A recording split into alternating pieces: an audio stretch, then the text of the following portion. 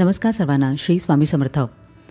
कधीकधी आपण स्वामी महाराजांना मानत असतो, तरीही आपल्या आयुष्यामध्ये अडचणी येत असतात.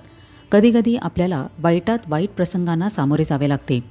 तेव्हा अनावधानाने आपण स्वामींना दोष देतो. कधीकधी प्रश्न पडतो की माझ्याबरोबरच का स्वामी? मीच का? मी इतके तुम्हाला समर्पित होऊन मलाच त्रास का?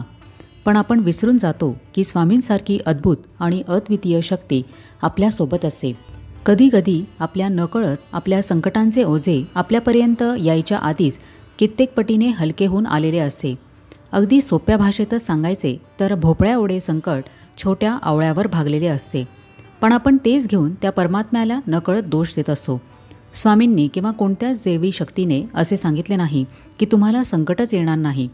तर त्यांचे वचन असे आहे की कितीही मोठे संकट येऊ दे, त्याचे कितीही ओझे असू दे, माझ्या कृपेने ते ओझे अगदी फुलाप्रमाणे वाटेल. मी तुझे संकट टळणार नाही, तर त्या संकटाशी लढायला तुला शक्ती देईन. फक्त तू माझ्यावर विश्वास अतूट ठेव. किती मोठे संकट असो वारा वादळी, माझा हात पकड तू, तुझ्याच पायाने तुडवशील ते तुझ्या पायदळी. श्री स्वामी समर्थ.